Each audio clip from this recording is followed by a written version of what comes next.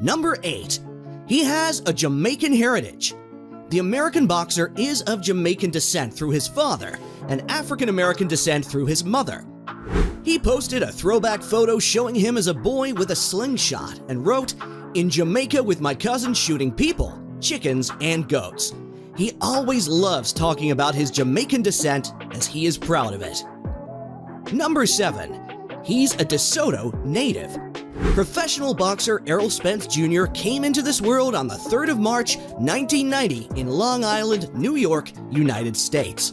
Though he was actually born in Long Island, he made his way down to the Cedar Hill DeSoto area when his parents moved his family from New York. He was 2 years old at the time, according to an interview on 105.3 FM, The Fans' G-Bag Nation. In the same interview, the welterweight champion said he doesn't feel like he represents either Cedar Hill or DeSoto individually. He feels like he represents Dallas as a whole. So yes, Errol Spence Jr.'s family originally hails from DeSoto, Texas. Number 6. Errol Spence made Dallas history. Since the Texas native defeated Kell Brook to claim the welterweight championship, he is only the 3rd boxer ever from Dallas County to hold a world title. If you look comparatively, welterweight Curtis Coates remains Dallas's lone undisputed world champion. Curtis reigned in the late 1960s.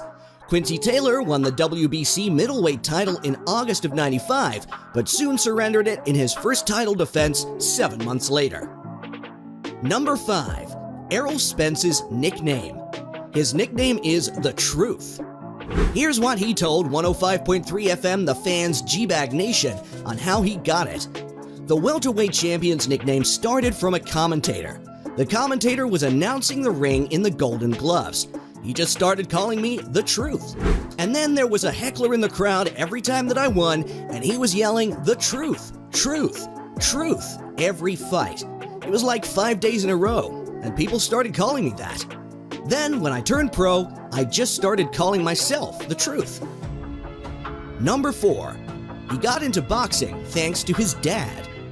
Errol Spence Sr., who is a now retired FedEx contractor, is responsible for getting his son into boxing. Errol Spence said his dad was integrally involved from the start, even carefully picking his coaches. According to ESPN, an interview with Spence says, "It really wasn't my choice. I came home from school and 20 minutes later we pulled up to a boxing gym. He didn't tell me where we were going. What's going on? We going to pick up something? And then we're in a boxing gym. And he's asking the coach, when can I start? And I started the next day." Soon after Errol Sr. discovered that his son preferred boxing to playing football with the likes of fellow DeSoto athletes Von Miller and Cyrus Gray, the father began a search for the right laboratory and proper professor to teach the craft. The boxer's dad moved him from gym to gym in search of a serious atmosphere and coach who would give no quarter. Spence Sr. decided on a South Dallas gym and a then up-and-coming trainer, Derek James. When the future Olympian was still an amateur, James was there to help him all the way to the U.S. Olympic team that battled at the 2012 London Games. And when the time came for Errol Jr. to turn pro, his smart father insisted the local remain the trainer after the father oversaw the selection of a nationally known management team, being trained by power broker Al Heyman. Number 3. Errol Spence's trainer Derek James has been instrumental to his success. The 31-year-old's trainer is the former professional boxer Derek James.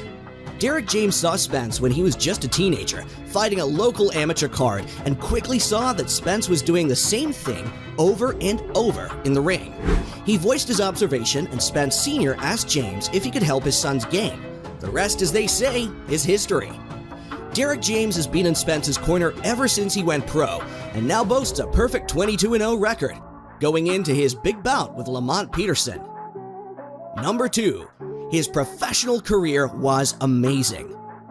Errol Spence began his professional career with a debut at the Fantasy Springs Casino in Indio, California on 9th of November 2012 when he was of the age 22. The Texas native fought against 19-year-old Jonathan Garcia and knocked Garcia down and out in the 3rd round. He also showed all of his power and skills and knocked out Richard Andrews at the Sports Arena in December 2012. He fought 8 times in 2013, being victorious in all of them, winning 6 inside the distance. At the end of 2013, Errol had won all of his 10 professional fights, 8 of them by way of knockout. On 27th of June 2014, he made his Showtime television debut at the Hard Rock Hotel in Las Vegas, where he defeated Javier Castro by TKO in the 5th round in 2014 and defeated Samuel Vargas by TKO in round 4 of 10 in a Premier Boxing Champions in the year 2015. He was even named the 2015 ESPN.com Prospect of the Year. On the 16th of April 2016, he fought the biggest fight of his career against the former light welterweight champion, Chris Algieri. Their battle was scheduled for 10 rounds. The end came when he delivered a left hook to Algieri's face, becoming the first person ever to stop Algieri. On the 21st of August 2016, he fought against Leonard Bundu, after which Spence reiterated his desire of becoming the IBF World Championship. The match was the highest TV audience for boxing in over 10 years in the United States. On the 27th of May 2017, he won against Kell Brook to win the IBF welterweight. On the 30th of April 2018, he knocked out Ocampo, thereby defending his IBF title. On the 16th of March 2019, he retained the IBF welterweight title and won the WBC Diamond welterweight title against Mikey Garcia. On the 28th of September 2019, he continued his history of winning every match as he again retained the IBF welterweight title and won the WBC welterweight title against Sean Porter. Such an amazing career that most people don't know about. He survived a car crash with no broken bones and minor cuts. 3 years ago, the boxer was involved in a single vehicle accident at 2:53 a.m. on October 10th, 2019. And was hospitalized in the intensive care unit. According to Dallas police, the welterweight champion's Ferrari 488 Spider was traveling at a high rate of speed and then veered over the center median into the southbound lanes and flipped multiple times, ejecting the driver, who was not wearing a seatbelt. In addition, this boxer was in the intensive care unit at Methodist Dallas Medical Center. Spence sustained facial lacerations but no broken bones. Earlier in the night, the boxer had been drinking alcohol. The welterweight champion was released from the hospital 6 days later and was charged with a DWI, a Class B misdemeanor, by the Dallas Police Department. He posted on Instagram, "No broken bones, I'm a savage," but quickly erased the post after receiving backlash. The boxer's fans stated he was lucky to be alive and posted that he could have seriously hurt others due to his drunk driving. Errol Spence was eventually convicted of the DWI charge.